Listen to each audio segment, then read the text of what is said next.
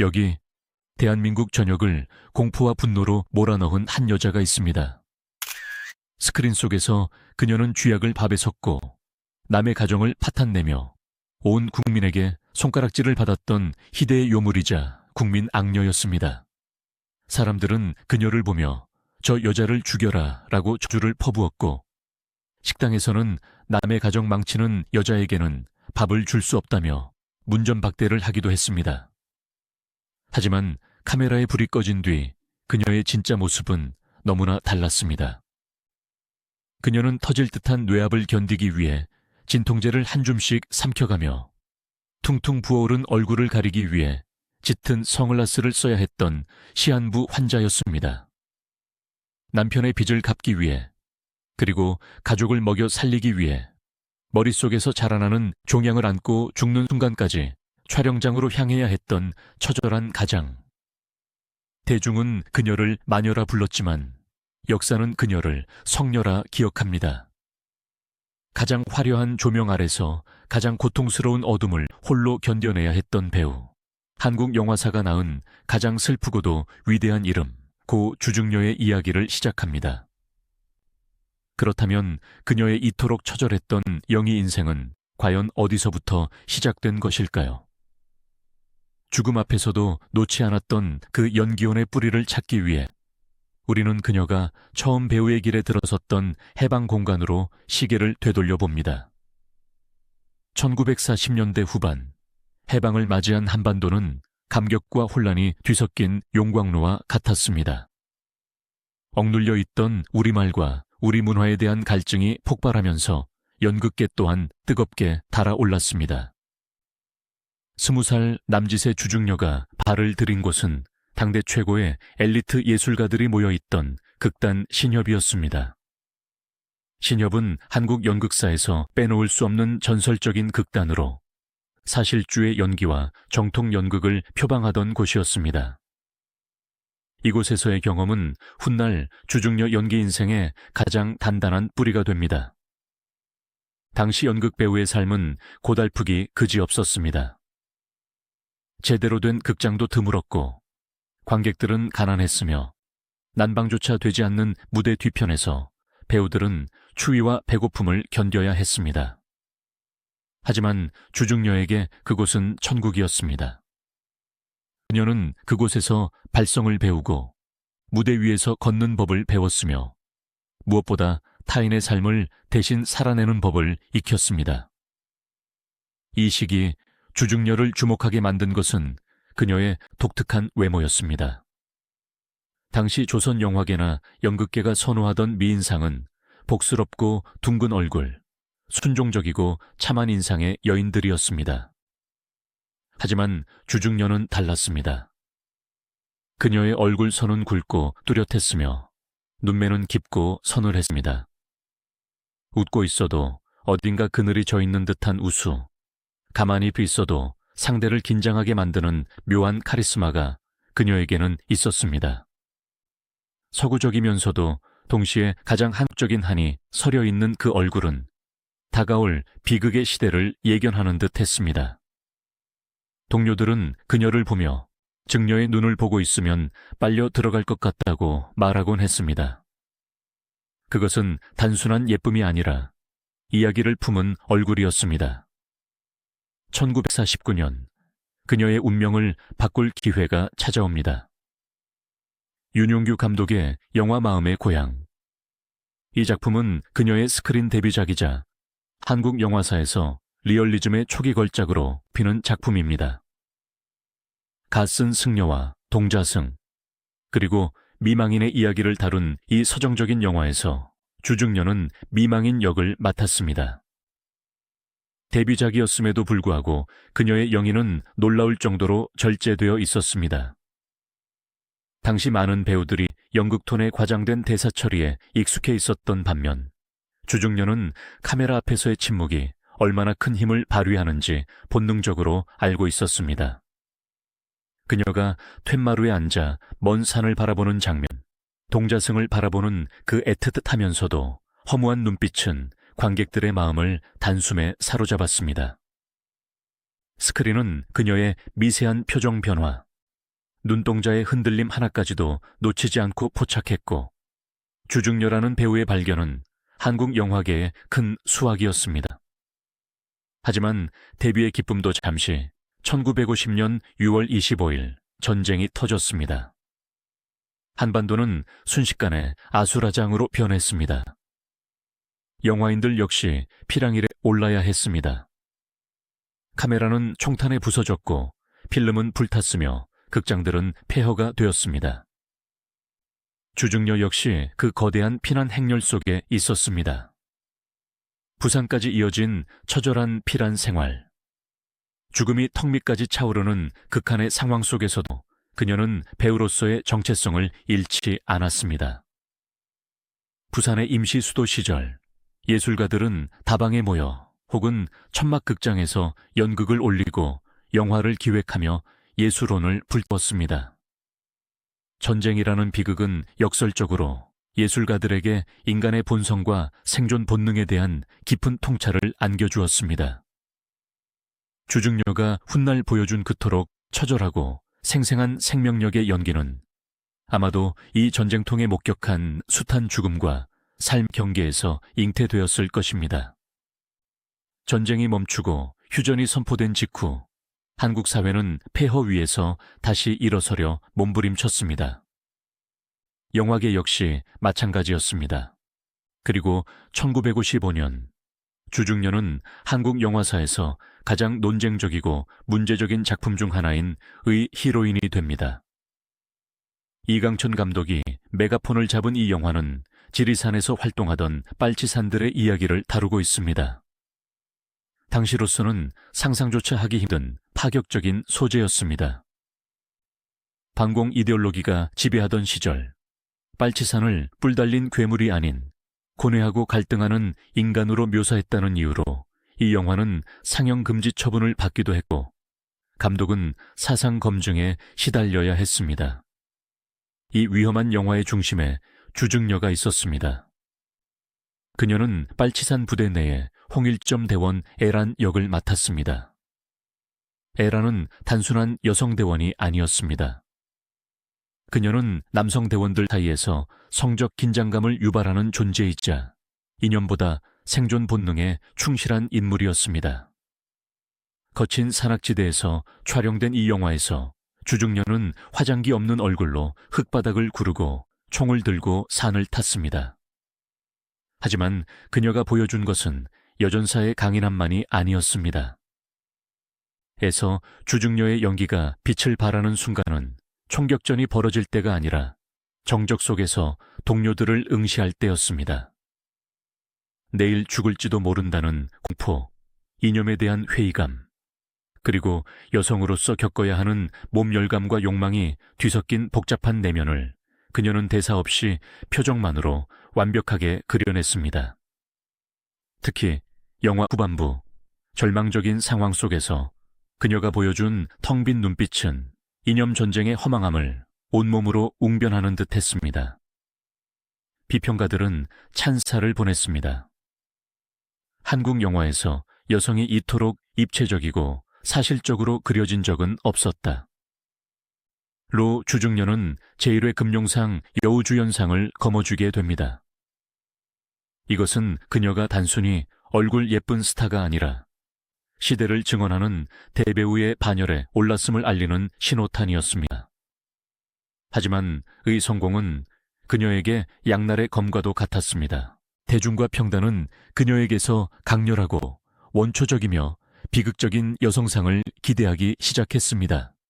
청순 가련하고 수동적인 현모양처가 미덕이던 시절, 주중녀는 스크린 위에서 담배를 피우고 남자를 노려보며 자신의 운명을 개척하려 몸부림치는 새로운 여성의 아이콘이 되어가고 있었습니다. 1950년대 중후반, 한국 영화는 급속도로 성장하기 시작합니다. 수도 서울에는 극장들이 다시 문을 열었고 관객들은 영화에 굶주려 있었습니다. 주중녀는 쉴 새 없이 호출되었습니다. 1957년작, 1958년작 등 그녀의 필모그래피는 다양하게 채워져 나갔습니다. 특히 신상옥 감독의 는 주중녀의 관능미와 퇴폐미가 폭발한 작품이었습니다. 미군 부대 주변을 맴도는 양공주 소녀 역을 맡은 최은희와 대립각을 세우면서도 주중녀는 자신만의 중후한 무게감으로 영화의 중심을 잡았습니다. 그녀의 연기 스타일은 당대의 다른 라이벌들과는 확연히 구별되었습니다. 최은희가 한국적인 어머니상과 강인한 여성을 대표했고, 김지미가 화려한 미모로 스크린을 장악했다면 주중녀는 인간 내면의 가장 어둡고 습한 곳을 건드리는 배우였습니다. 그녀의 연기에는 물기가 서려 있었습니다. 그것은 금방이라도 쏟아질 듯한 눈물이기도 했고 끈적끈적한 욕망의 땀방울이기도 했습니다. 관객들은 그녀를 보며 불편해하면서도 매혹되었습니다. 자신의 마음속 깊은 곳에 숨겨둔 콤플렉스와 욕망을 주중녀가 대신 연기해주고 있었기 때문입니다. 1950년대가 저물어가던 무렵, 주중녀는 이미 30을 넘긴 베테랑 배우가 되어 있었습니다. 여배우의 수명이 짧았던 당시 기준으로 보면 그녀는 전성기를 지나 내리막길을 걸을 나이로 여겨지기도 했습니다. 사람들은 그녀가 이제 누군가의 어머니나 조연 역할로 물러날 것이라 예상했습니다. 하지만 운명은 그녀를 위해 거대한 반전을 준비하고 있었습니다. 한국 영화 역사상 가장 기괴하고 천재적인 감독, 김기영이 그녀를 축하고 있었던 것입니다. 김기영 감독은 인간의 본능과 욕망을 해부하는 데 탁월한 재능을 가진 인물이었습니다. 그는 자신의 새로운 프로젝트를 구상하며 기존의 질서를 파괴할 파격적인 여배우를 찾고 있었습니다. 예쁘기만 한 인형 같은 배우는 필요 없었습니다. 짐승 같은 본능과 서늘한 지성을 동시에 가진 배우, 관객을 공포에 떨게 만들면서도 연민을 자아낼 수 있는 얼굴. 김기영의 레이더망에 포착된 것은 바로 주중녀였습니다. 1960년이라는 새로운 시대의 개막과 함께 주중녀의 인생을, 그리고 한국 영화의 지형도를 영원히 바꿔놓을 문제작 한여의 시나리오가 그녀의 손에 쥐어졌습니다. 처음 시나리오를 받아든 주중녀는 당혹감을 감추지 못했습니다. 중산층 가정을 파탄내는 식모, 주인 남자를 유혹하고 임신하며 계단에서 굴러떨어지고 쥐약을 먹는 광기 어린 여자. 당시의 윤리관으로는 도저히 용납될 수 없는 괴물 같은 캐릭터였습니다. 주변 사람들은 만류했습니다. 이 역할을 하면 배우 인생 끝장난다. 사람들이 돌을 던질 것이다. 하지만 주중녀는 시나리오를 읽고 또 읽었습니다. 그녀는 그 기괴한 한여, 명숙의 내면에서 끓어오르는 처절한 외침을 들었습니다. 그것은 단순한 악의가 아니었습니다. 가진 자들에 대한 분노, 신분 상승에 대한 욕망, 그리고 사랑받고 싶어하는 결핍된 인간의 몸부림이었습니다. 주중녀는 직감했습니다. 이 역할이야말로 자신이 평생을 기다려온 배역임을. 그녀는 두려움 대신 도전을 택했습니다. 그리고 그 선택은 한국 영화사에서 가장 전율적인 순간을 탄생시키게 됩니다. 촬영장은 매일매일이 전쟁터와 같았습니다. 김기영 감독은 완벽주의자였습니다. 그는 배우들을 극한까지 몰아붙였습니다. 조명은 기괴하게 세팅되었고 카메라 앵글은 왜곡되었습니다. 주중녀는 그 낯선 환경 속에서 자신을 철저히 지워나갔습니다. 평소에 점잖고 차분한 주중녀는 사라지고 눈빛에 광기를 머금은 한여망이 그곳에 있었습니다. 비가 억수같이 쏟아지는 밤, 피아노가 있는 2층 방. 검은 머리카락을 늘어뜨리고 담배 연기를 내뿜으며 주인 남자를 응시하는 주중녀의 눈빛. 그 장면을 찍던 날, 촬영장에는 숨소리 하나 들리지 않았다고 합니다. 스태프들조차 그녀의 귀에 눌려 침을 삼키지 못할 정도였습니다. 그녀는 연기를 하는 것이 아니라 그 공간을 지배하고 있었습니다. 영화가 개봉되자 극장은 아수라장이 되었습니다. 관객들은 스크린을 향해 욕설을 퍼붓고 "저 요물 죽여라" 라며 고함을 쳤습니다. 하지만 아무도 자리에서 일어나지 못했습니다. 너무나 무섭고 혐오스럽지만 눈을 뗄 수 없는 마력이 화면을 장악하고 있었기 때문입니다. 주중녀는 이 영화 한 편으로 국민 악녀가 되었지만 역설적으로 대체 불가능한 배우라는 최고의 찬사를 받게 됩니다. 의 성공 이후 그녀에게 쏟아진 수많은 러브콜과 함께 그녀의 영희 인생은 정점을 향해 치닫게 되지만 그 화려함 이면에는 누구에게도 말하지 못한 개인적인 고뇌와 서서히 다가오는 어두운 그림자가 잉태되고 있었습니다. 1960년 영화가 불러일으킨 파장은 실로 거대한 태풍과도 같았습니다. 극장을 나선 관객들은 밤잠을 설쳤고 주중녀라는 이름은 대한민국 방방곡곡에 공포와 매혹이라는 두 가지 상반된 감정으로 각인되었습니다. 스크린 속 그녀가 쥐약을 타는 손길, 계단을 오르내리는 그 기괴한 리듬감은 당시 사람들의 뇌리에 깊은 트라우마를 남겼을 정도입니다. 길거리에서 그녀를 마주친 아이들이 울음을 터뜨리고 아주머니들이 등 뒤에서 수군거리며 손가락질을 하는 일은 다반사였습니다. 심지어 어떤 식당에서는 남의 가정 파탄내는 여자는 밥도 줄 수 없다며 문전박대를 당하기도 했습니다. 배우로서 자신의 연기가 현실과 혼동될 만큼 완벽했다는 증거였지만 인간 주중녀에게 그것은 감내하기 힘든 고독이자 형벌이었습니다. 그러나 주중녀는 영리하고도 야심찬 예술가였습니다. 그녀는 대중이 자신에게 씌운 마녀 혹은 악녀라는 프레임에 갇혀 있기를 거부했습니다. 의 성공 이후 쏟아지는 시나리오들은 대부분 표독스러운 첩이나 가정을 파괴하는 요부 역할이었지만 그녀는 그 안전하고 뻔한 길을 걷어찼습니다. 그녀가 원한 것은 단지 무서운 여자가 아니라 이 땅에 발을 붙이고 살아가는 진짜 여자의 삶을 보여주는 것이었습니다. 1960년대 초반 한국 사회는 4월 19혁명과 5월 16 군사정변을 겪으며 격동의 시기를 보내고 있었고 영화계 역시 리얼리즘의 바람이 거세게 불고 있었습니다. 주중녀는 이 흐름을 정확히 읽어냈습니다. 1963년 김수용 감독의 영화 은 주중녀가 의 그림자를 스스로 지워버리고 대배우의 반열에 오르게 된 결정적인 분기점이었습니다. 해방촌 판자촌을 배경으로 한 이 영화에서 그녀는 더 이상 판무파탈이 아니었습니다. 낡아빠진 한복을 걸치고 머리는 헝클어진 채 거친 이북 사투리를 쏟아내는 억척스러운 어머니, 빚에 쪼들려 자식들을 닥달하면서도 한편으로는 그 자식들이 이 지긋지긋한 가난의 굴레를 벗어나기를 간절히 바라는 모순적인 인물. 주중녀는 이 역할을 위해 여배우로서의 모든 자존심을 내려놓았습니다. 화장기 하나 없는 얼굴에 검댕을 칠하고 시장 바닥에 주저앉아 통곡하는 그녀의 모습에서 관객들은 의 섬뜩함을 까맣게 잊었습니다.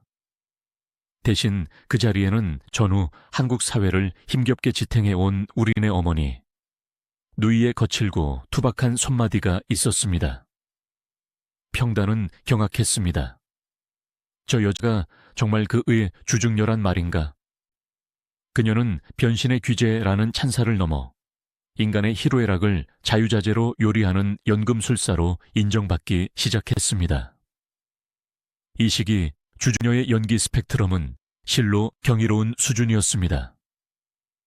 같은 해인 1963년 그녀는 강대진 감독의 애써는 궁중의 법도를 지키는 엄격한 상궁으로 또 다른 영화에서는 우아한 마담으로 변신하며 하루에도 몇 번씩 다른 인생을 살았습니다. 당시 한국 영화계는 연간 100편 이상의 영화가 쏟아져 나오는 전례 없는 호황기, 이른바 황금기였습니다. 충무로의 모든 제작사들이 주중녀를 원했습니다. 그녀의 스케줄표는 붉은 줄로 빽빽하게 채워져 있었고 하루에 3, 4개의 영화 현장을 오가는 겹치기 출연은 일상이었습니다. 새벽에는 의정부 세트장에서 한복을 입고 사극을 찍다가 오후에는 명동으로 달려와 양장을 입고 멜로 영화를 찍고 밤에는 다시 부산행 기차에 몸을 실어야 하는 살인적인 강행군이었습니다. 쪽잠을 자며 이동하는 차 아니 그녀의 유일한 휴식처였고 끼니는 김밥이나 빵으로 때우기 일쑤였습니다. 하지만 육체적인 피로보다 그녀를 더 힘들게 했던 것은 바로 가장으로서의 무게였습니다. 스크린 속 그녀는 화려한 스타였지만 현실의 주중녀는 무너져가는 가정을 홀로 떠받치는 기둥이었습니다. 남편의 잇따른 사업 실패와 빚보증 문제는 밑 빠진 독처럼 그녀가 벌어오는 막대한 출연료를 집어삼켰습니다.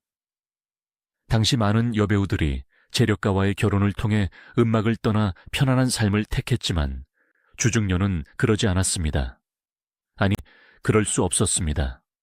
그녀에게는 지켜야 할 가족이 있었고 갚아야 할 빚이 있었습니다. 그녀가 1960년대 중반 닥치는 대로 다작을 했던 배경에는 예술적 열정만큼이나 생존을 위한 절박함이 깔려 있었습니다. 촬영장에서 그녀는 늘 의연하고 당당했지만 컷소리가 나고 분장실로 돌아오면 깊은 한숨을 내쉬며 담배를 피우곤 했다는 동료들의 증언은 당시 그녀의 속마음이 얼마나 타들어가고 있었는지를 짐작게 합니다.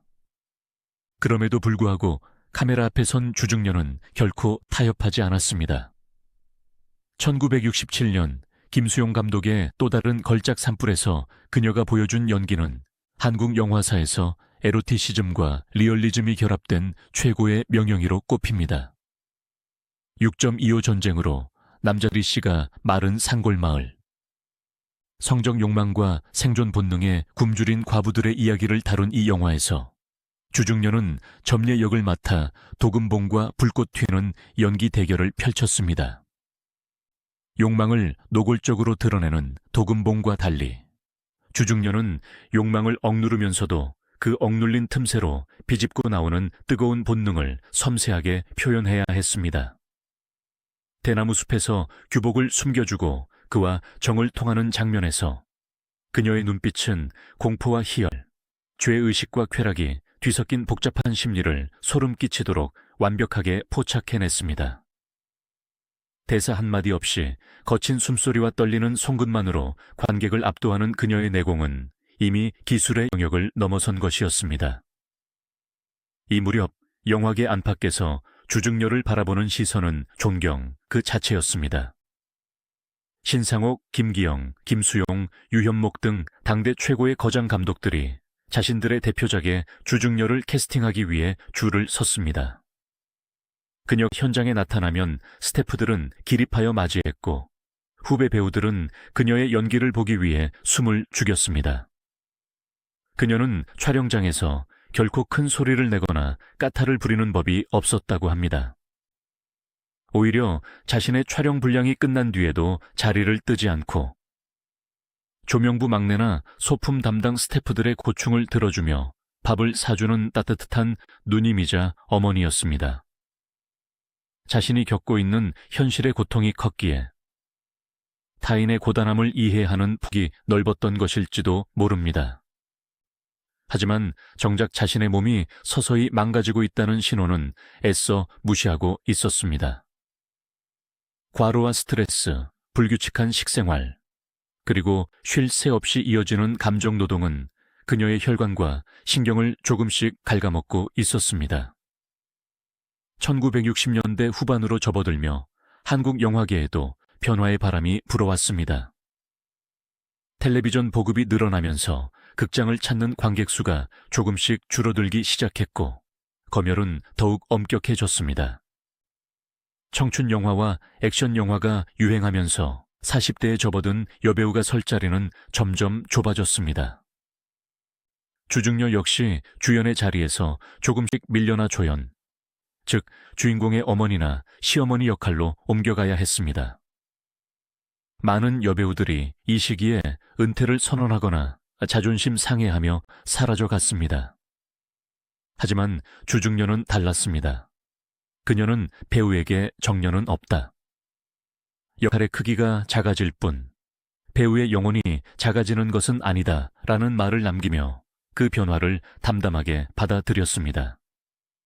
오히려 그녀는 조연의 자리에서 영화 전체의 무게중심을 잡는 묵직한 존재감을 발휘했습니다. 그녀가 1969년 출연한 영화 독짓는 늙은이에서 보여준 맹인 영이나 각종 멜로 영화에서 보여준 비운의 여인상은 주연 배우들보다 더 깊은 울림을 주곤 했습니다. 그녀는 자신이 빛나기보다 작품이 빛나게 하는 법을 통달한 상태였습니다. 그러나 대중의 눈에 비친 그녀의 모습이 여전히 건재해 보일수록 그녀의 육체는 한계점에 다다르고 있었습니다. 가끔씩 찾아오는 원인 모를 두통, 촬영 도중 시야가 갑자기 깜깜해지는 현상. 처음에는 그저 피로 탓이라 여겼던 그 불길한 징후들이 1970년대라는 새로운 10년을 앞두고 그녀의 방문을 두드리고 있었습니다. 그것은 단순한 노화가 아니었습니다. 그녀의 뇌 속 깊은 곳에서 소리 없는 살인자가 자라나고 있었던 것입니다. 1970년 주중녀는 여전히 바빴습니다. 김기영 감독과의 인연은 계속되었고 그녀는 여전히 충무로의 섭외 영순위 중견 배우였습니다. 하지만 가까운 지인들은 그녀의 얼굴색이 예전 같지 않다는 것을 눈치채기 시작했습니다. 유난히 얼굴이 자주 붓고 대사를 외우는 시간이 길어졌으며 촬영 중간에 의자에 기대어 쪽잠을 자는 시간이 늘어났습니다. 한 번은 촬영장에서 상대 배우의 이름을 순간적으로 기억하지 못해 당황하는 일이 벌어졌습니다. 평소 대본을 완벽하게 숙지하고 오기로 유명했던 그녀였기에 현장의 스태프들은 그저 선생님이 많이 피곤하신가 보다 하고 넘겼습니다. 하지만 주중녀 자신은 느꼈을 것입니다. 자신의 머릿속에서 무언가 잘못되어 가고 있다는 것을. 기억의 회로가 가끔씩 끊어지고 눈앞의 사물이 두 개로 겹쳐 보이는 공포. 배우에게 기억력과 시력의 감퇴는 사형 선고나 다름없었습니다. 그럼에도 그녀는 병원을 찾지 않았습니다. 아니, 찾을 시간이 없었다는 핑계 뒤에 숨어 혹시나 진짜 병일까봐 두려워하는 마음을 감추고 있었는지도 모릅니다. 병원에 입원하게 되면 당장 영화 촬영이 중단되고 위약금을 물어야 하며 가족들의 생계가 막막해진다는 현실적인 공포가 그녀를 짓눌렀습니다. 그녀는 진통제를 한 줌씩 입에 털어 넣으며 버텼습니다. 이번 영화까지만 하고 쉬어야지. 이 빚만 갚으면 병원에 가봐야지. 그렇게 스스로를 속이며 하루하루를 연명했습니다. 1970년대 초반 유신 정권의 서슬퍼런 검열 아래 한국 영화는 쇠퇴의 길로 접어들고 있었습니다. 우수 영화라는 명목의 국책 영화들이 제작되었고 예술성은 질식당했습니다. 하지만 그런 척박한 환경 속에서도 주중녀의 연기호는 꺼지지 않았습니다. 그녀는 통속적인 멜로물이나 반공 영화 속에서도 진부한 대사에 생명력을 불어넣으려 애썼습니다. 어떤 평론가는 이 시기에 주중녀를 두고 삼류 시나리오를 인류 연기로 구원하는 배우라고 평하기도 했습니다. 그러던 어느 날 운명의 심판처럼 닥쳐온 그날이 오고야 말았습니다. 1974년의 어느 겨울 촬영장에서 집으로 돌아온 그녀는 현관에 들어서자마자 쓰러지고 말았습니다. 극심한 구토와 함께 정신을 잃은 그녀가 응급실로 실려갔을 때 의사들의 표정은 심각했습니다. 정밀 검사 결과는 참혹했습니다. 뇌종양, 그것도 뇌의 아주 깊은 곳, 수술하기 까다로운 위치에 자리 잡은 악성 종양이었습니다. 의사는 가족들에게 마음의 준비를 하라고 말했습니다. 수술을 해도 성공 확률이 낮고 성공한다 해도 후유증으로 연기는커녕 정상적인 생활이 불가능할 수도 있다는 청천벽력 같은 진단이었습니다. 하지만 의식을 되찾은 주중녀가 가장 먼저 물은 것은 언제 퇴원할 수 있나요? 였습니다. 그녀는 자신의 병명을 듣고도 믿을 수 없을 만큼 침착했습니다. 아니, 어쩌면 이미 예감하고 있었기에 담담했는지도 모릅니다. 그녀는 의사에게 애원했습니다. 수술은 받겠습니다. 하지만 연기는 계속하게 해주세요. 저는 연기를 안 하면 죽습니다. 그것은 단순한 직업의식이 아니었습니다. 그녀에게 연기는 숨 쉬는 것과 같은 생명활동이었고 자신이 살아있음을 증명하는 유일한 방법이었습니다. 그리고 무엇보다 병상에 누워만 있기에는 그녀가 짊어진 현실의 짐이 여전히 너무나 무거웠습니다. 1차 수술은 다행히 성공적으로 끝났습니다. 하지만 종양을 완전히 제거할 수는 없었습니다. 시신경을 누르고 있는 부분을 건드리면 실명의 위험이 있었기 때문입니다. 머리를 삭발하고 수술대에 올랐던 그녀는 퇴원 후 채 몸이 회복되기도 전에 다시 가발을 쓰고 촬영장으로 향했습니다. 주변에서는 미쳤다고 했습니다. 지금 돈이 문제냐? 살고 봐야지. 동료 배우들이 울면서 말렸지만 주중녀는 고개를 저었습니다. 집에 누워있으면 천장이 무너질 것 같아 카메라 앞에 서야만 아픈 줄을 몰라. 그렇게 시작된 1970년대 중반 뇌종양 환자 주중녀의 제2의 연기 인생은 문자 그대로 목숨을 건 도박이었습니다. 뇌압이 올라가 눈이 튀어나올 듯한 고통 속에서도 항암 치료로 머리카락이 빠지고 손발이 저려오는 부작용 속에서도 그녀는 웃고 울며 연기했습니다. 이 시기에 그녀가 보여준 연기는 이전의 그 어떤 전성기 때보다 더 처절하고 더 깊고 더 슬펐습니다. 관객들은 스크린 속 그녀의 얼굴이 조금 부었다고 느꼈을 뿐 그녀가 죽음과 싸우며 연기하고 있다는 사실을 꿈에도 몰랐습니다. 병마가 육체를 잠식해 들어오는 와중에도 정신력 하나로 버텨낸 1975년부터 1979년까지의 기록은 그녀가 왜 그토록 고통 속에서도 연기를 멈추지 않았는지 그 이유를 처절하게 증명합니다. 1975년 충무로의 하늘은 언제나처럼 뿌연 먼지와 담배 연기, 그리고 필름 현상행 냄새로 뒤덮여 있었습니다. 한국 영화계는 검열의 칼날과 TV의 보급이라는 이중고 속에서 서서히 침체기로 접어들고 있었지만 촬영장의 카메라는 멈추지 않고 돌아갔습니다. 그리고 그해 봄 영화계 관계자들 사이에서는 기묘한 소문이 돌기 시작했습니다. 주중녀가 돌아왔다. 머리에 큰 수술을 했다던데 벌써 나온 건가?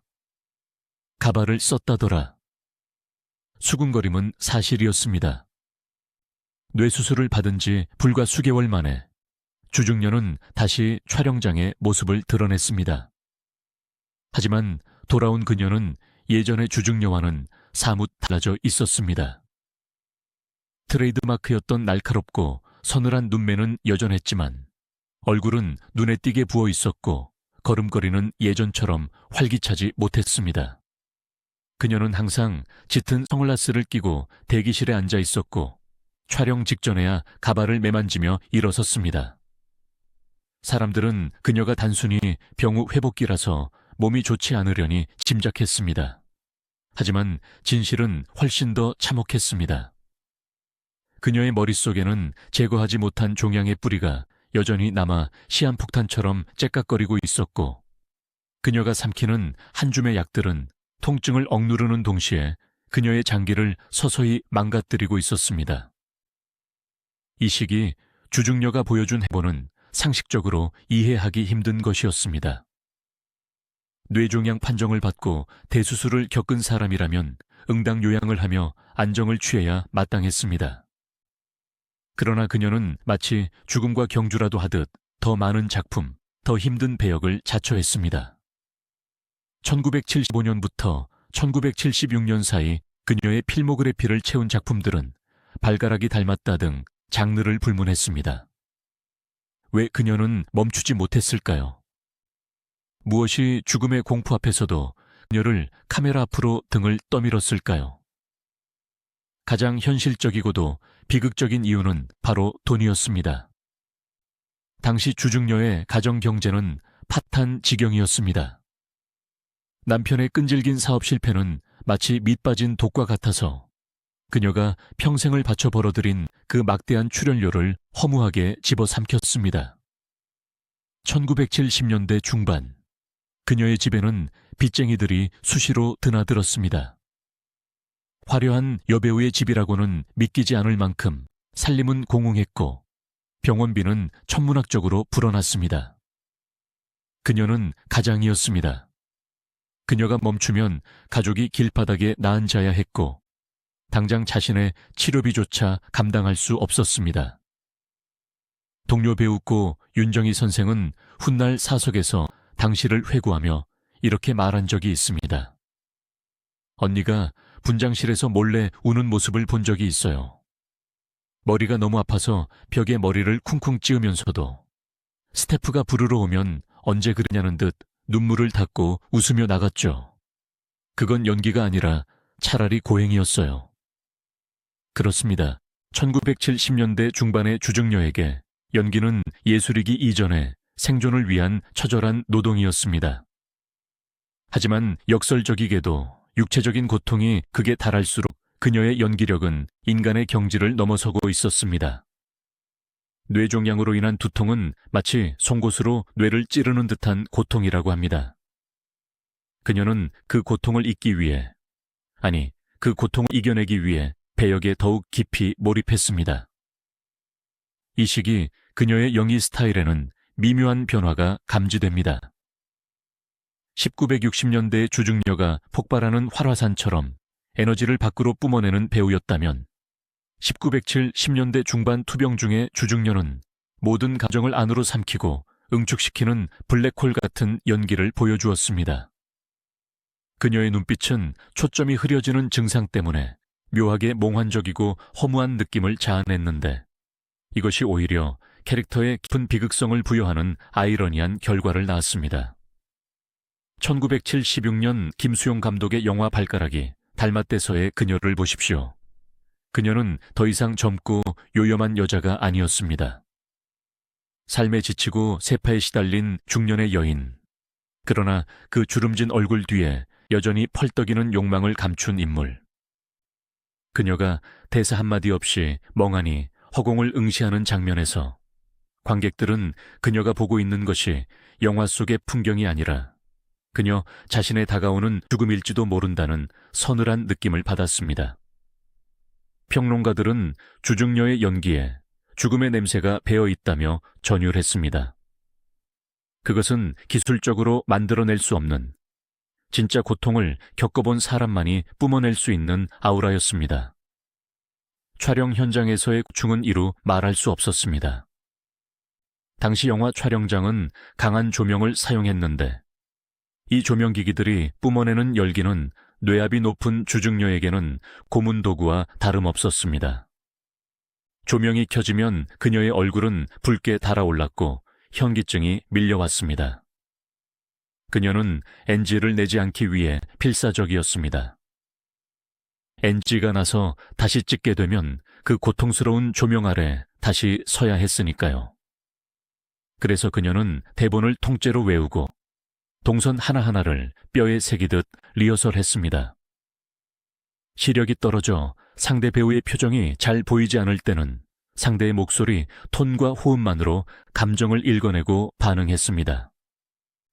감각기관이 하나씩 마비되어가는 상황에서도 그녀의 동물적인 연기 본능은 더욱 예리하게 빛을 발했던 것입니다.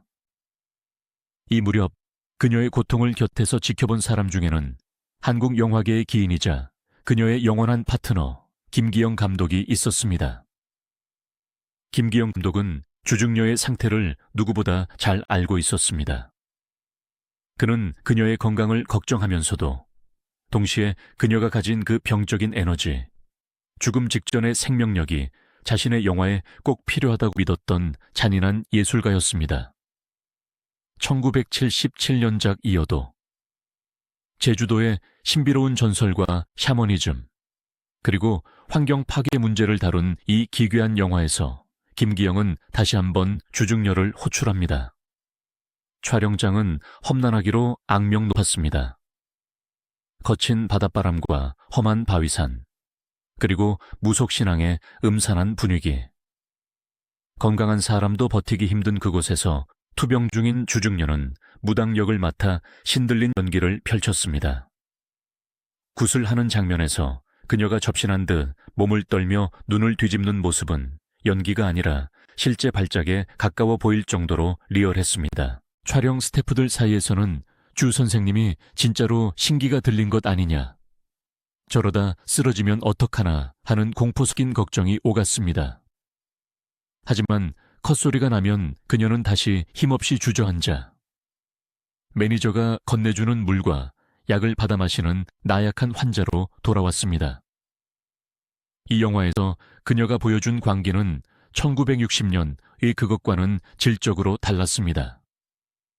의 광기가 타인을 파괴하려는 공격적인 욕망이었다면, 와 1970년대 후반 작품들에서 보여준 광기는 스스로를 파괴하면서까지 무언가를 지키려는 혹은 구원받으려는 처절한 몸부림에 가까웠습니다. 그녀의 얼굴은 스테로이드 부작용으로 인해 점점 둥글게 부어올랐지만 그녀는 그것을 중년 여성의 넉넉함이나 탐욕스러운 캐릭터의 외양으로 영리하게 이용했습니다. 자신의 망가져가는 육체마저도 연기의 도구로 삼았던 것입니다. 1977년이 저물어갈 무렵 그녀의 병세는 악화 일로를 걷고 있었습니다. 한쪽 눈의 시력은 거의 상실되었고 균형 감각도 무너져 걷다가 비틀거리는 일이 잦아졌습니다. 집에서는 숟가락을 들 힘조차 없어 가족의 도움을 받아야 했지만 밖으로 나올 때는 짙은 화장과 화려한 의상으로 무장하고 꼿꼿하게 허리를 폈습니다. 그녀는 자존심이 강했습니다. 누구에게도 동정받고 싶어 하지 않았습니다. 주중녀는 끝났다는 소리를 듣는 것이 죽기보다 싫었을 것입니다. 그러나 그녀의 의지와 상관없이 충무로 바닥에는 주중녀가 대사를 못 외운다더라, 현장에서 쓰러졌다더라 하는 소문이 팩트가 되어 퍼져나가고 있었습니다. 캐스팅 제의는 조금씩 줄어들었고 들어오는 배역들도 비중이 작은 단역들로 변해갔습니다. 하지만 그녀는 그 작은 배역 하나라도 거절하지 않았습니다. 그것이 비록 지나가는 행인일 혹은 대사 몇 마디 없는 노파 역이라 할지라도 그녀는 감사하게 받아들였습니다. 그러던 중 그녀의 마지막 불꽃을 태울 운명적인 작품이 기다리고 있었습니다. 바로 1978년 김기영 감독의 또 다른 문제작 육식동물 프로젝트였습니다. 이 영화는 제목부터가 섬뜩했습니다. 인간의 포식성과 성적 욕망을 다룬 이 영화에서 김기영 감독은 주중녀에게 다시 한번 중요한 역할을 맡기려 했습니다. 주변에서는 모두 말렸습니다. 지금 주중녀의 몸 상태로는 불가능하다. 사고라도 나면 감독님이 책임지실 거냐. 하지만 김기영은 고집을 꺾지 않았습니다. 그는 알고 있었던 것입니다. 지금 주중녀만이 표현할 수 있는 삶과 죽음의 경계에 선 인간의 표정이 있다는 것을. 주중녀 역시 이 제안을 받아들였습니다. 어쩌면 그녀는 직감했을지도 모릅니다. 이것이 자신의 배우 인생에서 주연급으로 활약할 수 있는, 그리고 김기영이라는 평생의 동지이자 콤비와 함께할 수 있는 마지막 기회라는 것을. 그녀는 남은 생명을 담보로 계약서에 도장을 찍었습니다. 1978년의 촬영 현장. 그것은 촬영장이 아니라 처절한 사투의 현장이었습니다. 눈이 거의 보이지 않아 바닥에 청테이프로 동선을 표시해야 했고, 리허설을 할 때마다 스태프들이 그녀의 팔을 잡아 이끌어 주어야 했습니다.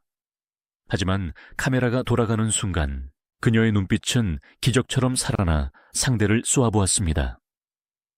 육체는 썩어가고 있었지만 영혼은 그 어느 때보다 투명하게 빛나고 있었습니다.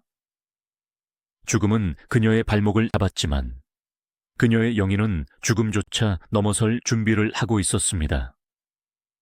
1978년의 여름은 유난히도 뜨거웠습니다. 하지만 서울의 아스팔트 위로 쏟아지는 태양볕보다 더 뜨겁고 위태로운 열기가 충무로의 한 촬영 현장을 감싸고 있었습니다. 그곳은 바로 김기영 감독의 영화 살인나비를 쫓는 여자의 촬영장이었습니다. 이 영화는 인간의 욕망과 죽음을 그로테스크한 유머와 공포로 버무린 기괴한 작품이었지만 카메라 뒤편에서 벌어지고 있던 현실은 영화보다 더 초현실적인 공포였습니다. 당시 주중녀 선생의 상태는 의학적인 관점에서 볼 때 활동 불가능 판정을 받아 마땅했습니다. 뇌종양은 시신경을 짓누르고 있었고 그녀의 시야는 마치 안개가 낀 것처럼 뿌옇게 흐려져 있었습니다. 한쪽 눈은 사물의 형체조차 분간하기 힘들었고 나머지 한쪽 눈으로 간신히 세상의 윤곽만을 잡고 있는 실정이었습니다. 균형 감각을 담당하는 손의 기능마저 저하되어 평지를 걸을 때조차 마치 배 위를 걷는 것처럼 휘청거렸습니다. 그러나 감독 김기영은 잔인하리만치 집요했습니다. 그는 주중녀가 가진 병색이 주는 기묘한 분위기, 즉 삶과 죽음의 경계에 걸쳐 있는 듯한 그 불안한 에너지를 화면에 담아내길 원했습니다. 영화 속에서 해골을 수집하고 나비를 쫓는 기이한 중년 여성의 역할은 당시 정상적인 상태의 배우들은 표현해내기 힘든 공기를 요구했습니다. 주중녀는 그 요구를 묵묵히 받아들였습니다. 아니, 받아들여야만 했습니다. 그것이 그녀가 할 수 있는 유일한 일이었고 그녀의 가족을 살리는 길이었기 때문입니다. 이때 촬영 일화는 눈물겹다 못해 처절합니다. 동선을 파악할 수 없었던 주중녀를 위해 스태프들은 카메라 앵글 밖 바닥에 흰색, 노란색 청테이프를 덕지덕지 붙여놓았습니다. 선생님, 노란 테이프 밟고 서서 오른쪽으로 고개 돌리시면 돼요. 조 감독이 귀에 대고 소리쳐야만 그녀는 알아들었습니다. 상대 배우의 얼굴이 보이지 않으니 그녀는 허공을 응시하며 대사를 뱉어야 했습니다.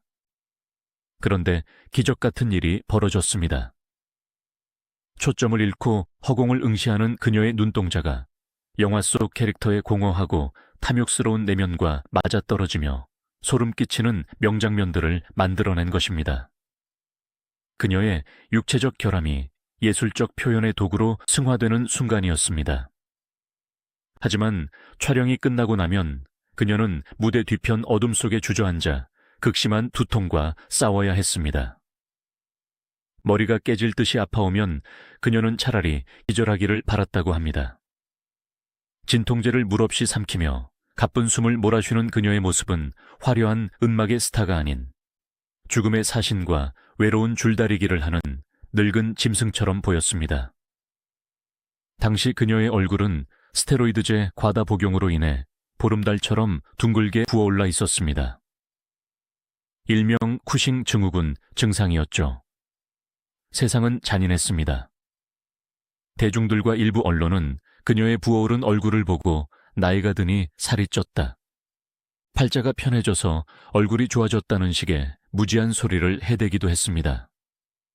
심지어 어떤 관객들은 저 여자는 늙어서도 욕심이 많아 살이 디룩디룩 쪘네라며 비아냥거리기도 했습니다. 그 살이 사실은 죽음을 늦추기 위해 먹은 독한 약 때문에 생긴 붓기라는 사실을, 살기 위해 몸부림치는 처절한 흔적이라는 사실을 아무도 알지 못했습니다. 주중녀 선생은 그런 오해들에 대해 일절 변명하지 않았습니다. 배우는 화면에 나오는 모습으로 평가받을 뿐이다. 그녀는 자신의 병을 핑계 삼아 연기의 부족함을 합리화하려 하지 않는 지독한 프로였습니다. 1978년이 저물고 1979년이 밝았습니다. 그녀에게 남은 시간은 이제 1년 남짓. 모래시계의 모래가 거의 다 떨어져 가고 있었습니다. 하지만 1979년, 그녀는 한국 영화의 거장 임권택 감독의 영화에 출연을 결심합니다. 일제 강점기 창씨 계명을 거부하며 자결을 택하는 한 양반 가문의 이야기를 다룬 이 묵직한 시대극에서 주중녀는 집안의 안주인 역할을 맡았습니다. 김기영 감독의 영화에서 그녀가 기괴한 에너지로 화면을 장악했다면 임권택 감독의 에서 그녀는 정반대의 연기를 보여주었습니다. 그녀는 마치 말라 죽어가는 고목나무처럼 움직임을 최소화하고 침묵과 눈빛만으로 가문의 비극을 웅변했습니다. 남편의 죽음을 예감하면서도 가문의 명예를 위해 울음을 삼키는 그녀의 영예는 정중동의 미학을 보여주었습니다. 촬영 당시 임권택 감독을 비롯한 스태프들은 주중녀의 상태가 심상치 않음을 직감했습니다. 대사를 할 때 발음이 조금씩 새는 현상이 나타났기 때문입니다. 뇌종양으로 인해 안면 근육과 혀의 움직임이 둔해지고 있었던 것입니다. 하지만 그녀는 포기하지 않았습니다. 발음이 뭉개지지 않기 위해 그녀는 입안에 볼펜을 물고 연습했고 촬영장 구석에서 끊임없이 입을 풀었습니다. 그리고 본 촬영에 들어가면 온몸의 기를 모아 또박또박 대사를 뱉어냈습니다. 그 한마디 한마디는 그녀가 생명을 깎아 만든 조각품이나 다름없었습니다. 영화 의 후반부, 마루에 앉아 조용히 마당을 내려다보는 그녀의 모습은 영화 속 캐릭터의 슬픔을 넘어 배우 주중녀가 세상과 작별하는 의식처럼 보였습니다. 그녀의 눈빛은 깊고 고요했지만 그 안에는 말로 다 할 수 없는 회한과 슬픔이 짙게 깔려 있었습니다. 이 영화는 어쩌면 그녀가 배우로서 자신의 품위와 존엄을 마지막으로 증명해 보인 유작과도 같은 작품이었습니다. 1979년 하반기로 접어들면서 주중녀 선생의 병세는 급격히 악화되었습니다. 이제는 혼자 힘으로 걷는 것조차 버거워졌습니다. 집에서는 거의 누워 지내야 했고 식사도 제대로 하지 못해 링거에 의존하는 날이 많아졌습니다. 가족들은 이제 그만두고 치료에 전념하자고 제발 쉬라고 애원했습니다. 하지만 그녀는 고개를 저었습니다. 아직 갚아야 할 돈이 있어. 그리고 집에만 누워 있으면 내가 벌써 죽은 송장 같아서 견딜 수가 없어. 그녀는 생의 마지막 순간까지 경제적 가장으로서의 책임감, 그리고 배우라는 정체성을 놓지 못했습니다. 그녀는 들어오는 섭외를 거절하지 않았습니다. 비록 주연이 아닌 단역, 잠깐 스쳐 지나가는 역할이라도 마다하지 않았습니다. 1979년 말, 그녀가 출연한 몇몇 영화들 속에서 우리는 쇠약해질 대로 쇠약해진, 하지만 눈빛만은 형형하게 살아있는 그녀의 모습을 발견할 수 있습니다. 짙은 분장으로 창백한 얼굴을 가리고 화려한 한복으로 앙상한 몸을 감춘 채 그녀는 마지막까지 현장을 지켰습니다. 어느 날 촬영장이었습니다. 대기실에 앉아있던 주중녀 선생이 손을 떨며 물컵을 떨어뜨렸습니다. 쨍그랑 소리와 함께 컵이 산산조각 났습니다. 달려온 후배 여배우가 파편을 치우며 그녀의 손을 잡았을 때 후배는 쏘스라치게 놀랐다고 합니다. 주중녀의 손이 얼음장처럼 차가웠고 식은 땀으로 흥건했기 때문입니다. 선생님, 어디 편찮으세요? 병원 가셔야 하는 거 아니에요? 후배의 걱정스러운 물음에 주중녀는 애써 미소를 지으며 손을 뺐습니다. 아니야, 조금 피곤해서 그래. 괜찮아. 신경 쓰지 마라. 그것은 거짓말이었습니다. 그녀는 괜찮지 않았습니다. 그녀의 뇌 속에서는 거대한 폭풍우가 몰아치고 있었고 그녀의 육체는 서서히 붕괴되고 있었습니다. 하지만 그녀는 자신이 약해진 모습을, 무너지는 모습을 동료들에게 그리고 대중들에게 보이고 싶지 않았습니다. 그것은 대배우 주중녀가 지킬 수 있는 마지막 자존심이었습니다. 1979년에 겨울바람이 불어올 무렵 그녀는 결국 촬영장에서 더 이상 버티지 못하는 상태에 이르렀습니다. 마지막 촬영을 마치고 집으로 돌아오는 차 안에서 그녀는 매니저에게 이렇게 말했다고 전해집니다. 오늘 조명 참 좋았지. 내 얼굴 예쁘게 나왔을까? 그것이 그녀가 현장에서 남긴 마지막 말이 될 줄은 아무도 몰랐습니다. 집으로 돌아온 그녀는 쓰러졌고 다시는 자신의 두 발로 일어나지 못했습니다. 1980년이라는 새로운 연도가 달력에 걸렸지만 그녀의 시간은 1979년에 그 촬영장에서 멈춰버린 듯 했습니다. 1980년 1월, 서울의 겨울바람은 그 어느 때보다 매서웠습니다. 창밖에서는 서울의 봄이라 불리던 정치적 격변의 소용돌이가 휘몰아치고 있었지만 성북구 도남동의 한 낡은 주택 안방은 세상의 소음과 단절된 채 정막만이 감돌고 있었습니다. 그곳에는 한때 대한민국 음악을 호령했던 여왕, 주녀가 누워 있었습니다. 하지만 침대 위의 그녀는 우리가 기억하는 화려한 스타의 모습이 아니었습니다. 뇌종양이 앗아간 것은 그녀의 시력과 기억력뿐만이 아니었습니다. 병마는 그녀의 육체를 철저히 파괴하고 스스로 움직일 수 있는 자유마저 박탈해버렸습니다. 지난 6년간 뇌 속에 자라난 종양은 시한폭탄처럼 그녀를 위협해왔습니다. 그녀는 그 폭탄을 머리에 이고 수십 편의 영화를 찍었습니다. 하지만 1979년 겨울 마지막 촬영장에서 쓰러져 집으로 실려온 이후 그녀는 다시는 방문턱을 넘지 못했습니다. 뇌압 상승으로 인한 극심한 두통은 밤낮을 가리지 않고 그녀를 괴롭혔습니다. 진통제가 없으면 잠시도 눈을 붙일 수 없는 고통의 시간들이 이어졌습니다. 이 시기 주중녀 선생의 병상을 지킨 가족들의 증언은 가슴을 후벼 팝니다. 뇌 기능의 저하로 인해 그녀는 현실과 환상을 오가는 선망 증세를 보이고 했습니다. 한밤중에 벌떡 일어나 앉아 허공을 향해 손짓을 하며 대사를 읊조리는가 하면 물수건을 갈아주는 딸의 손을 잡고 감독님, 조명이 너무 강해요. 눈이 부셔서 아무것도 안 보여요. 라고 호소하기도 했습니다. 그녀의 영혼은 여전히 충무로의 촬영장에 머물러 있었던 것입니다. 육체는 썩어가고 있었지만 무의식 속에 깊이 박힌 배우라는 정체성은 죽음이 목전에 다가온 순간까지도 그녀를 놓아주지 않았습니다. 가장 비극적인 것은 그녀를 둘러싼 경제적 상황이었습니다. 평생을 톱스타로 살았고 쉬지 않고 다작을 했던 배우의 마지막이라고는 믿기 힘들 정도로 그녀의 집안 형편은 어려웠습니다. 남편의 거듭된 사업 실패로 인한 빚은 눈덩이처럼 불어나 있었고 값비싼 항암 치료비와 약값은 가산을 탕진하게 만들었습니다. 빚쟁이들이 집으로 찾아와 고함을 지르는 일도 있었습니다. 방 안에서 신음하던 주중녀는 그 소리를 들으며 무슨 생각을 했을까요? 자신이 뼈를 깎아 벌어온 돈들이 모두 허공으로 사라지고 결국 빚더미 위에서 죽음을 맞이해야 하는 자신의 운명을 저주했을까요?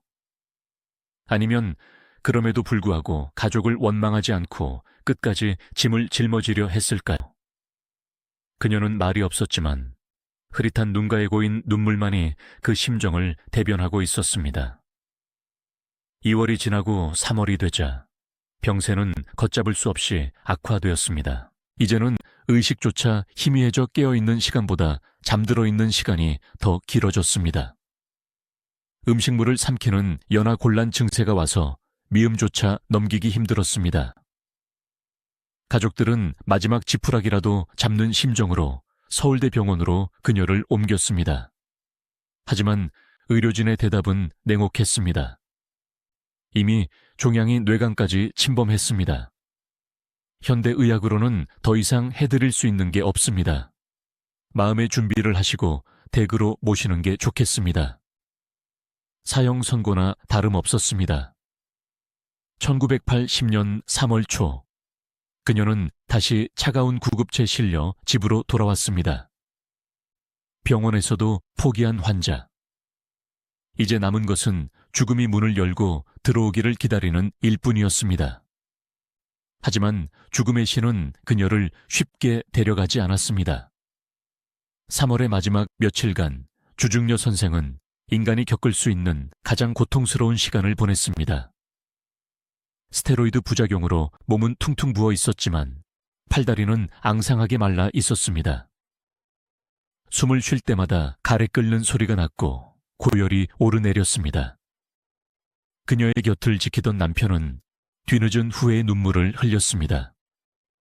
아내를 평생 돈 버는 기계처럼 혹사시켰다는 죄책감, 그녀가 아프다고 했을 때 좀 더 일찍 병원에 데려가지 못했다는 회한이 그의 가슴을 쳤을 것입니다. 하지만 어떤 후회도 이미 늦은 뒤였습니다. 그리고 운명의 날, 1980년 3월 30일이 밝았습니다. 새벽녘에 푸르스름한 빛이 창문 틈으로 스며들어오던 그 시각, 성북구 자택의 안방은 무거울 정도로 고요했습니다. 며칠째 거친 숨을 몰아쉬던 주중녀 선생의 호흡이 점차 잦아들기 시작했습니다. 체인 스토크스 호흡이었습니다. 가족들이 모두 모여 그녀의 손을 잡았습니다. 여보, 엄마. 그녀가 그 소리를 들었는지는 알 수 없습니다. 다만 임종의 순간 그녀의 표정은 그 어느 때보다 편안해 보였다고 합니다. 지난 6년간 그녀의 머리를 짓누르던 끔찍한 통증, 시야를 가리던 안개, 그리고 어깨를 짓누르던 가장의 무게. 그 모든 고통의 사슬이 끊어지는 순간이었기 때문일까요? 오전 7시경, 주중녀 선생은 마침내 길고 고단했던 삶의 연극을 마치고 영원한 안식에 들었습니다. 향년 54세. 한국 영화계에 큰 별이 지는 순간이었습니다.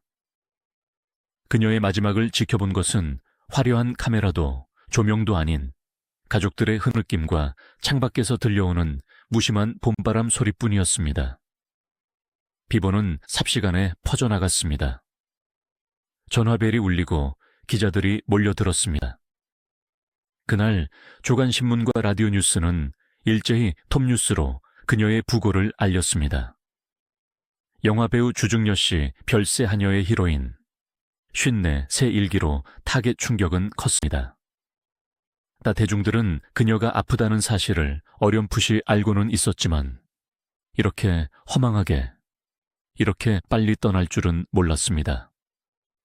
불과 몇 달 전까지 영화에 출연했던 그녀가 아니었습니까? 그런데 이 과정에서 안타까운 오보와 루머들이 발생하기 시작했습니다. 일부 언론은 그녀의 사인을 심장마비 혹은 과로사로 보도했습니다. 촬영장에서 쓰러져 바로 사망했다는 식의 자극적인 기사들도 쏟아졌습니다. 심지어 호사가들 사이에서는 등산을 갔다가 실족사했다는 터무니없는 소문까지 돌았습니다. 이는 그녀가 생전에 자신의 투병 사실을 철저히 숨겼고 대중들 역시 그녀를 강인하고 건강한 이미지로만 기억했기 때문에 벌어진 해프닝이었습니다. 하지만 진실은 명확했습니다. 그녀를 죽음에 이르게 한 것은 갑작스러운 사고가 아니라 6년이라는 긴 시간 동안 그녀의 뇌를 잠식해 들어간 뇌종양이었습니다. 그녀는 촬영장에서 급사한 것이 아니라 촬영장과 병상을 오가는 처절한 사투 끝에 모든 에너지를 소진하고 꺼져버린 촛불과도 같았습니다. 장례식장은 눈물바다가 되었습니다. 당시 빈소는 서울대병원 영양실에 마련되었습니다. 소식을 듣고 한달음에 달려온 영화계 동료들은 말을 잇지 못했습니다. 그녀를 한여로 발탁해 세계적인 배우로 만들었던 김기영 감독은 빈소에 들어서자마자 영정을 붙잡고 통곡했습니다. 이 사람아, 나랑 찍을 영화가 아직 산더미 같은데 이렇게 가면 어떡하나. 자네만 한 배우가 이제 어디 있겠나. 평소 감정을 잘 드러내지 않기로 유명했던 김기영 감독의 오열은 보는 이들의 가슴을 먹먹하게 만들었습니다.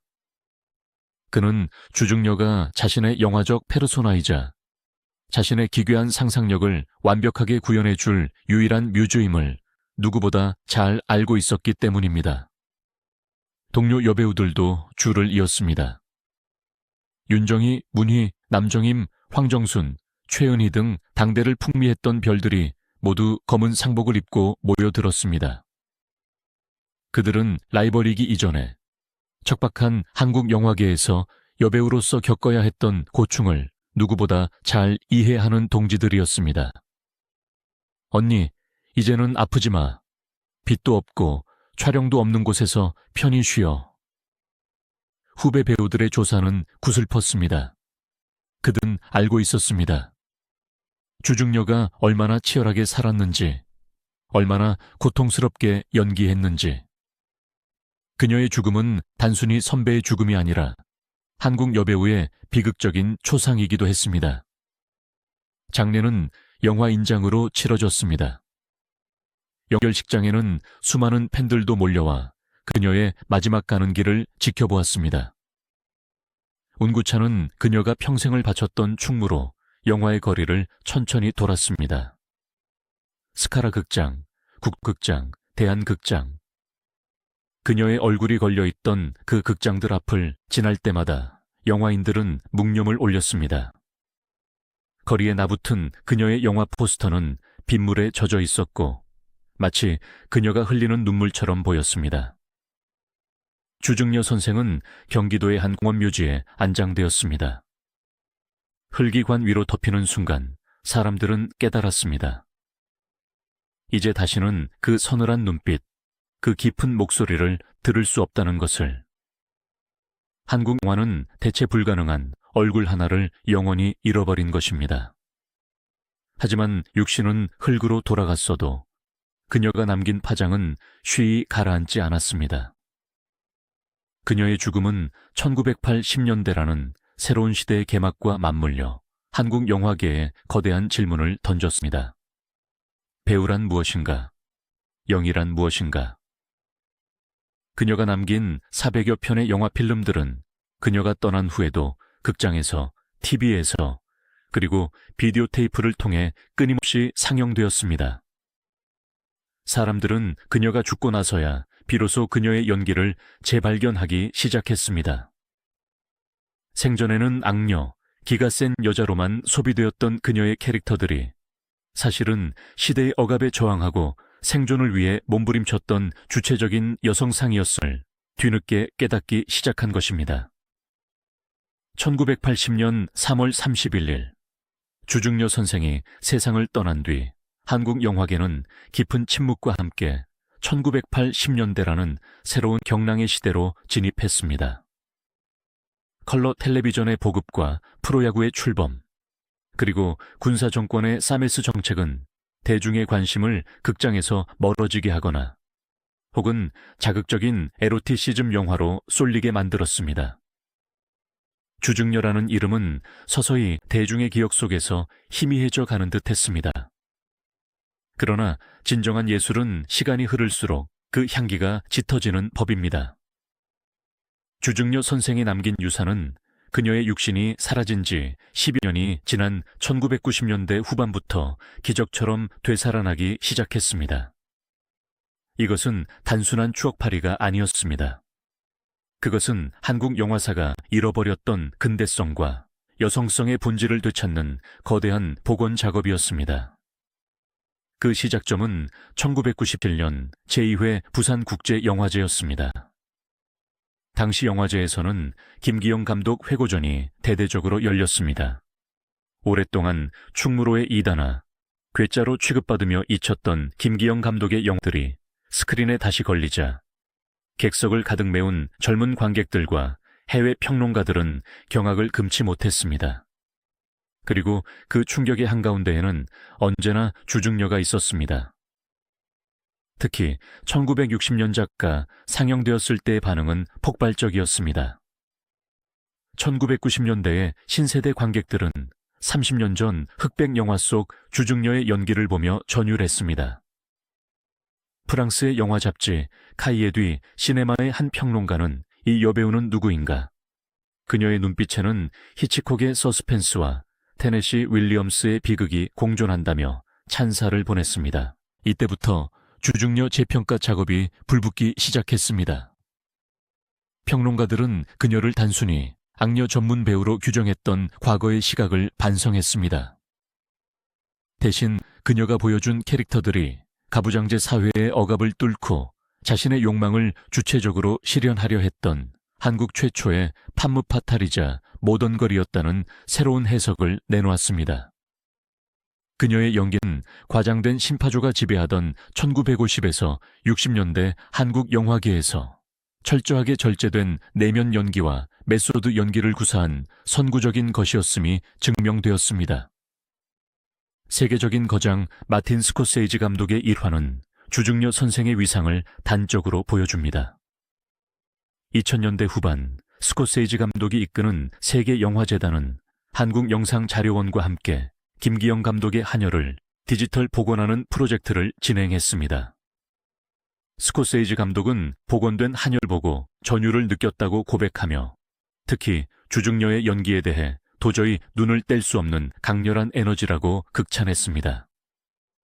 한국의 한 여배우가 50년의 세월을 뛰어넘어 전 세계 영화인들을 매료시킨 것입니다. 그녀는 죽어서야 비로소 월드 스타가 되었습니다.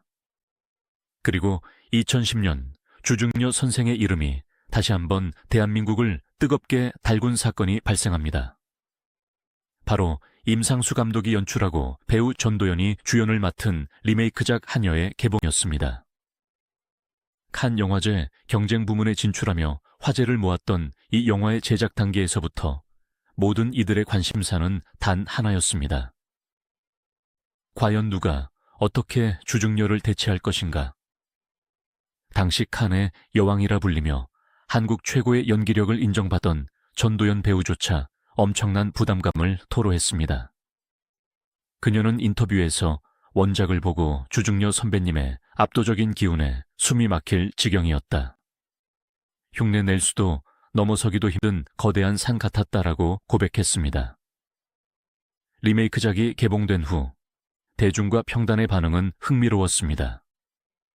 전도연의 한여가 순수함과 에로티시즘을 강조한 현대적인 해석이었다면 원작의 주중녀는 그보다 훨씬 더 원초적이고 동물적이며 사회구조적인 모순을 온몸으로 받아내는 괴물 같은 존재감을 보여주었다는 비교 분석이 쏟아졌습니다.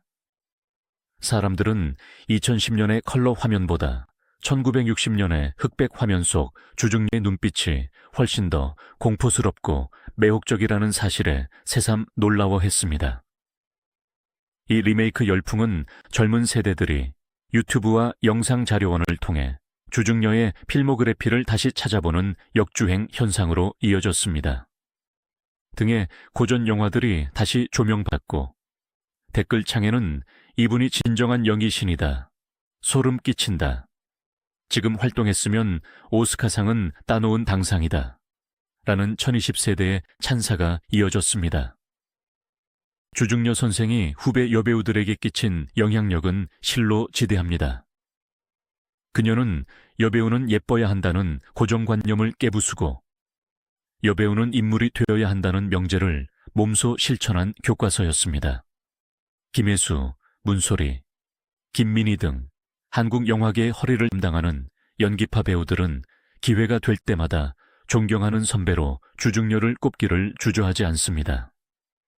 그녀들이 스크린에서 보여주는 광기, 욕망, 그리고 처절한 모성의 연기의 뿌리를 거슬러 올라가면 그곳에는 언제나 주중녀라는 거대한 수원지가 자리 잡고 있습니다. 그녀의 유산은 연기 스타일뿐만이 아닙니다. 그녀는 1970년대 후반 뇌종양 투병 중에도 연기를 멈추지 않음으로써 배우의 윤리와 장인 정신이 무엇인지를 보여주었습니다. 오늘날 많은 배우들이 촬영 현장이 힘들다고 토로할 때 혹은 매너리즘에 빠질 때 주중녀 선생의 마지막 6년은 따끔한 죽빗소리가 되어 그들을 깨웁니다. 머리를 삭발하고 가발을 쓴 채 한쪽 눈이 보이지 않는 상태에서 상대 배우의 숨소리에 의지해 연기했던 그녀의 투혼. 그것은 단순한 고생담이 아니라 예수를 향한 순교자의 자세였기 때문입니다. 또한 그녀는 한국 영화 속 여성 캐릭터의 지평을 확장시킨 혁명가였습니다. 그녀 이전의 여성 캐릭터들이 남성의 보조자 혹은 희생적인 어머니에 머물렀다면 주중녀는 자신의 욕망을 위해 남성을 이용하고 파멸조차 스스로 선택하는 주체적인 인물을 그려냈습니다. 비록 당시에는 악녀라고 손가락질 받았지만 페미니즘적 시각에서 재해석된 그녀의 캐릭터들은 시대를 너무 앞서간 전사들이었습니다. 의 점례가 보여준 생존 본능, 의 명숙이 보여준 계급 상승의 욕망은 현대 여성들이 겪는 고민과도 맞닿아 있습니다. 주중녀 선생이 떠난 지 40년이 넘은 지금, 우리는 그녀를 어떻게 정의해야 할까요? 그녀는 한국의 베트 데비스였고 잔 모로였으며 그 누구와도 비교할 수 없는 주중녀 그 자체였습니다. 그녀가 남긴 400여 편의 영화 필름들은 한국 현대사의 질곡과 그 속에서 신음했던 민중들의 초상을 담고 있는 거대한 벽화와도 같습니다. 하지만 이 묻은 화려한 수식어와 재평가 뒤편에는 우리가 잊지 말아야 할, 아니 어쩌면 외면하고 싶었던 진실이 하나 남아 있습니다. 그녀가 그토록 치열하게 연기해야만 했던 이유, 죽음 앞에서도 쉴 수 없었던 그 서글픈 개인사 말입니다. 우리는 그녀를 대배우라고 칭송하지만 정작 그녀 자신은 행복했을까요? 경기도의 한 공원 묘지, 수많은 비석들 사이에 자리 잡은 주중녀 선생의 묘소는 생각보다 소박합니다. 생전 그녀가 스크린 위에서 뿜어냈던 그 압도적인 카리스마나 한국 영화사에 남긴 거대한 족적에 비하면 너무나도 고요하고 쓸쓸한 풍경입니다. 비석에는 그녀의 이름 석자와 생몰년월일, 그리고 영화배우라는 짧은 직함만이 새겨져 있습니다. 가끔 바람이 불어와 비석 옆에 놓인 조화를 흔들고 지나갈 뿐, 그곳에는 빚쟁이들의 고함 소리도, 감독의 레디 액션 소리도, 관객들의 비명과 환호도 존재하지 않습니다. 오직 영원한 침묵만이 54년의 치열했던 삶을 위로하고 있습니다. 우리는 지난 긴 시간 동안 1926년 평안남도에서 태어난 한 소녀가 어떻게 식민지와 전쟁의 폐허를 딛고 일어나 한국 최고의 배우가 되었는지, 그리고 어떻게 자신의 뇌를 파먹는 병마와 싸우며 마지막 순간까지 예술혼을 불태웠는지를 숨 가쁘게 달려왔습니다. 이제 이 대서사실을 마무리하며 우리는 화려한 수식어를 모두 내려놓고 인간 주중녀가 우리에게 남긴 진짜 질문과 마주해야 합니다. 과연 주중녀는 행복했을까? 팬으로서 그리고 관객으로서 우리는 그녀를 대배우, 천재, 불멸의 스타라고 칭송합니다. 하지만 냉정하게 돌아보면 그녀의 삶은 행복보다는 고통에 더 가까웠습니다. 그녀는 평생을 가난과 싸워야 했고 무능한 남편 대신 가족을 부양해야 하는 무거운 멍에를 지고 살았습니다.